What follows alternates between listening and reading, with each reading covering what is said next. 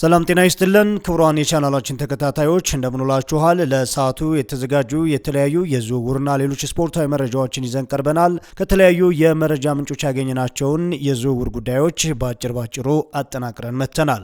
የአርሰናሉ ግብ ጠባቂ ዴቪድ ራያን የተመለከተ ሰበር መረጃም በዘገባችን አካተናል። የማንቸስተር ዩናይትድ ዋና ስራ አስፈጻሚ ኦማር ቤራዳ እንደ ባለፈው ክረምት የዝውውር መስኮት አሁንም በጥንቃቄ የዝውውር መስኮቱን ለማሳለፍ ተዘጋጅተናል። እንደከዚህ ቀደሙ የተጫዋቾች ወኪሎችና ያበደው ገበያ ተከትለን አብረን አናብድም ሲሉ አስተያየት ሰጥተዋል። ሌሎች ሊቨርፑል፣ ቼልሲ፣ ማንቸስተር ሲቲ እና ቶትናምን የተመለከቱ ጉዳዮችንም አካተናል። አብራችሁን ቆዩ። ለቻናላችን አዲስ ከሆናችሁ ሰብስክራይብ ማድረግ አይዘንጋ።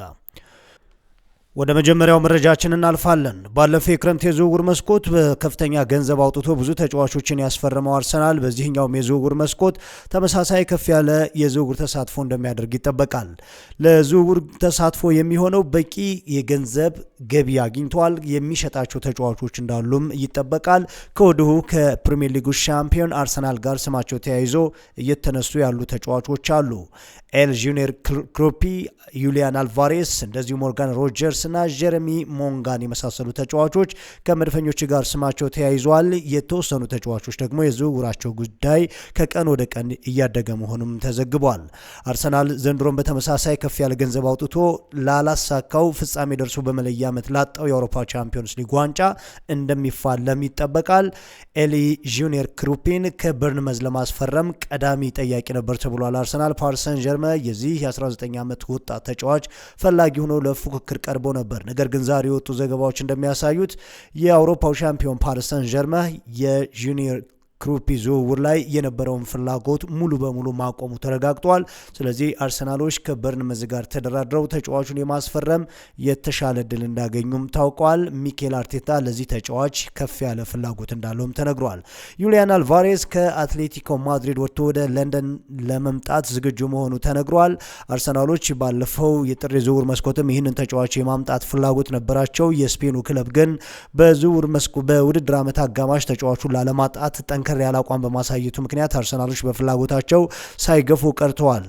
ዩሊያን አልቫሬስ ትላንት በማህበራዊ መገናኛው ላይ ባሰፈረው ጽሁፍ አርሰናል ተራ እግር ኳስ ክለብ ብቻ ሳይሆን ህልሜም ጭምር ነው ሲል መናገሩ ሚኬል አርቴታ ተጫዋቹን ለማግኘት ብዙ ጥረት ማድረግ እንደማይጠበቅበትና የክፍያው ጉዳይ ብቻ ቀላል ፕሮሰስ እንደሆነ ተጠቁሟል። የዓለም ዋንጫ ተሳታፊው ዩሊያን አልቫሬዝ ከአርጀንቲና ብሔራዊ ቡድን ጋር በአሜሪካ ከሚኖረው የዓለም ዋንጫ ቆይታ በኋላ ምናልባት ዳግም ወደ እንግሊዝ ተመልሶ በአርሰናል መለያ ልንመለከተው እንደምንችል ተጠቁሟል። ሞርጋን ሮጀርስ ሌላው ከአርሰናል ጋር ስሙ በዝውውር የተነሳ ተጫዋች ነው። በእርግጥ ይህ ተጫዋች ባለፉት ሁለት የዝውውር መስኮቶችም ስሙ ከአርሰናል ጋር ተያይዞ ሲነሳ እንደነበረ እናስታውሳለን። አሁን ቀጣይ የአርሰናል ተጫዋች የመሆን እድሉ እየሰፋ ነው ተብሏል። ግን አንድ ስጋት አለ። አስቶን ቪላ በአውሮፓ ቻምፒዮንስ ሊግ ተሳታፊ መሆኑን ማረጋገጡን ተከትሎ ራሱን የበለጠ ማጠናከር በሚፈልግበት ሰዓት ሞርጋን ሮጀርስን የመሰለ ተጫዋች ለዝውውር አሳልፎ ለሌላ ክለብ የመስጠት ፍላጎት ይኖረዋል ተብሎ አይጠበቅም። ምናልባት የተጫዋቹ ፍላጎት እንደዚሁም በአርሰናል በኩል ያለው ጫናም የሚያይል ከሆነ ግን የዝውውር ገንዘቡን የመስቀል እቅድ ነው ያለው በአስቶን ቪላ በኩል የሚል መረጃ ነው እየተመለከትን የምንገኘው። አርሰናሎች እንግዲህ ራሳቸውን አሁንም የበለጠ ለማጠናከር የተለያዩ ቦታዎች ላይ አማራጮችን እየተመለከቱ ይገኛሉ። ጀረሚ ሞንጋ ከሌስተር ሲቲ ሌላው በአርሰናል የዝውውር ኢላማ ውስጥ የገባ ተጫዋች እንደሆነ ተነግሯል። ተጫዋቹ ወደ አርሰናል የመሄድ ፍላጎቱ ከፍተኛ ነው።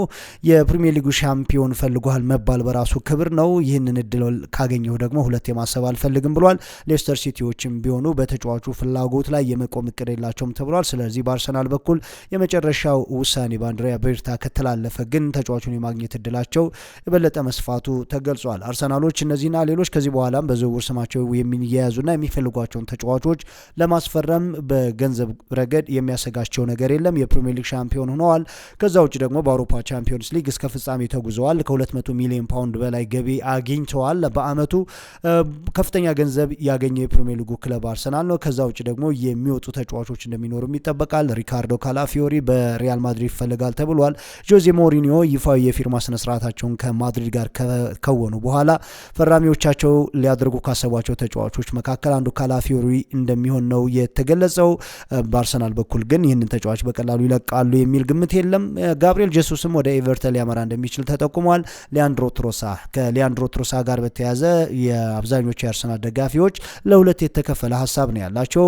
ሊያንድሮ ትሮሳርድ ከጋብሪኤል ማርቲኔሊ የተሻለ ለቡድኑ በጣም ከፍተኛ አገልግሎት እየሰጠ የሚገኝ ተጫዋች እንደመሆኑ መጠን ሚኬል አርቴታ ልክ በዚህ የውድድር ዘመን የመጨረሻ ሳምንታት ላይ እንዳደረገው ሁሉ ቀዳሚ መሰለፍ እድል ሊሰጠው ይገባል የሚሉ መረጃዎችን ወይም መከራከሪያ ሀሳቦችን ያነሳሉ። ጋብሪኤል ማርቲኔሊ ቢወጣ የተሻለ ነው ሊያንድሮ ትሮሳርድ ከሚወጣ የሚል ሀሳብ አለ። እነዚህ ሶስት ተጫዋቾች ከአርሴናል ሊወጡ ይችላሉ በሚል በግምት ስማቸው የተነሱ ተጫዋቾች ናቸው። ወደ ሌሎች የዝውውር መረጃዎች እናመራለን። ማንቸስተር ዩናይትድ ለማይክል ካሪክ የመጀመሪያ ፈራሚ ለማድረግ ከኤደርሰን ጋር ሙሉ በሙሉ ስምምነት ላይ መድረሱ ታውቋል። ለአታላንታ 35 ሚሊዮን ፓውንድ እንደሚከፍሉ ተገልጿል። የክለቡ ዋና ስራ አስፈጻሚ ኦማር ቤራዳ ዛሬ የተሰጡት በተባለው ሀሳብ እንደ ባለፈው ክረምት የዝውውር መስኮት ቀዝቀዝ ያለ ጊዜ ሊያሳልፉ እንደሚችሉ ተገልጿል። ባለፈው የክረምት የዝውውር መስኮት ቤንያሚን ሼሽኮ እንደዚሁም ብሪያን ምቤሞና ማቲያስ ኩኛን የመሳሰሉ ተጫዋቾችን አስፈርመዋል።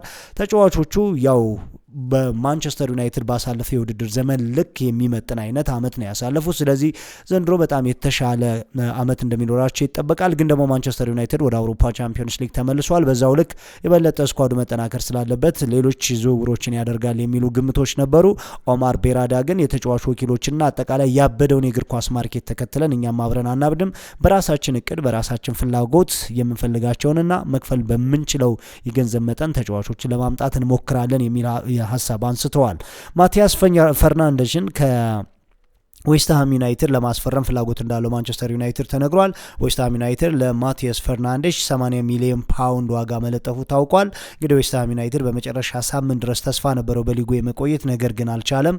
ማቲያስ ፈርናንዴዝ ያው በቻምፒዮንሺፕ ይሳተፋል ተብሎ አይጠበቅም።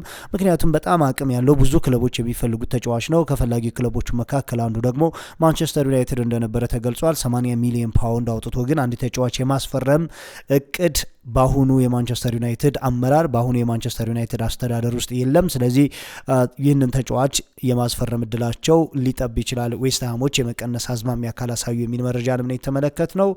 ኤሊማን እንዳየን ከኤቨርተን ሌላ ማንቸስተር ዩናይትድ ሊያስፈርሙ በእቅድ የያዙት ተጫዋች ነው ተብሏል። የካርሎስ ባሌባ ጉዳይም መዝገቡ አልተዘጋም።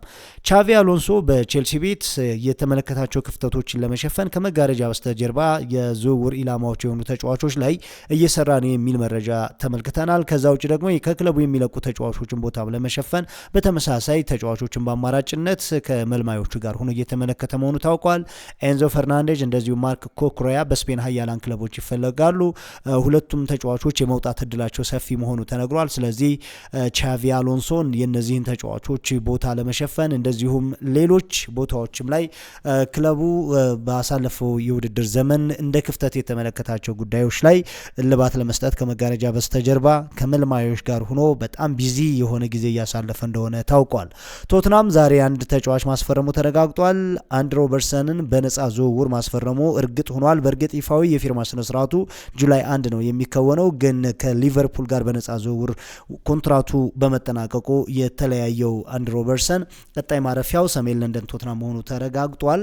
ያው በመጨረሻ ሳምንት ከመሐመድ ሳላህ ጋር በክብር ነበር የተሸኘው። አሁን የቀጣይ ክለቡ ተረጋግጧል።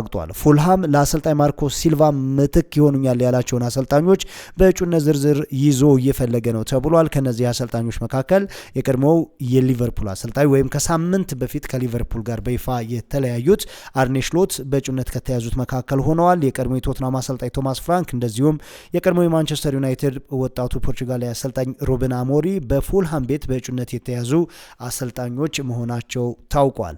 ሊቨርፑል አንቶኒዮ ራዮላን ካስፈረመ በኋላ አሁንም ዝውውሩ ላይ ጠንከር ያለ ተሳትፎ ያደርጋል ተብሎ ይጠበቃል። ያን ዲያሞንድ የአንቶኒዮ ራዮላ የመጀመሪያ ፈራሚያቸው ሊሆን ይችላል ተብሏል። ሌሎች ቦታዎችም ላይ በሊቨርፑል በኩል የሚፈለጉ ተጫዋቾች እንዳሉ እርግጥ ነው። ልክ እንደ ቻቪ አሎንሶ ሁሉ እሳቸውን በአዲሱ ክለባቸው ጠንካራ ስኳድ እንዲኖራቸው አሁንም ከመጋረጃ ጀርባ እየሰሩ መሆናቸው ታውቋል። የመጨረሻዎቹ መረጃዎቻችን ወደ አርሰናል ይመልሱናል። ዴቪድ ራያ በስፔን ብሔራዊ ቡድን ውስጥ የዓለም ዋንጫ ቁጥር 1 ግብ ጠባቂነትን ከኡናይ ሲሞን መረከቡ ታውቋል። አሰልጣኝ ሉዊስ ደላ ፉዌንስ የስፔን ብሔራዊ ቡድን ቀዳሚ ግብ ጠባቂነት እድልን ለዴቪድ ራያ ሰጥተውታል። በጣም አስገራሚ የውድድር ዓመት ነው ያሳለፈው። በፕሪሚየር ሊጉ በ19 ጨዋታዎች ላይ ጎል ሳይቆጠርበት ወጥቷል። ለሶስተኛ ተከታታይ ዓመትም የወርቅ ጓንት አሸናፊ ሆኗል። ዴቪድ ራያ እንግዲህ በ2024 የአውሮፓ ዋንጫ ሻምፒዮን ሲሆኑ እንደዚሁም በዓለም ዋንጫ ማጣሪያውና በሌሎች ትልልቅ ውድድሮችም ጭምር የስፔን ብሔራዊ ቡድን ቀዳሚ ግብ ጠባቂ የነበረው የአትሌቲክ ቢልባኦ ግብ ጠባቂ ኡናይ ሲሞን ነበር። ነገር ግን አሁን የአርሰናሉ የፕሪሚየር ሊጉ ሻምፒዮን ግብ ጠባቂ ዴቪድ ራያ የስፔን ቁጥር አንድነትን በዓለም ዋንጫው መረከቡ ተረጋግጧል።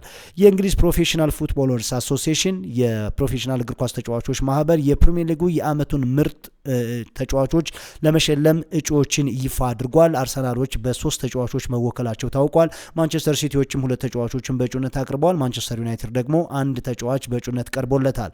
በአርሰናል በኩል ጋብሪኤል ማጋላሽ፣ ዴክላን ራይስ እና ዴቪድ ራያ በእጩነት የቀረቡ ተጫዋቾች ናቸው። ኤርሊንግ ብሮት ሃላንድ እና ሪያን ሸርኪ ከማንቸስተር ሲቲ በኩል እንደዚሁም ብሩኖ ፈርናንዴሽ ከማንቸስተር ዩናይትድ በፕሮፌሽናል ፉትቦለርስ አሶሲዬሽን የፕሪሚየር ሊጉ የአመቱ ምርጥ ተጫዋችን ለመምረጥ በእጩነት የቀረቡ ተጫዋቾች ናቸው።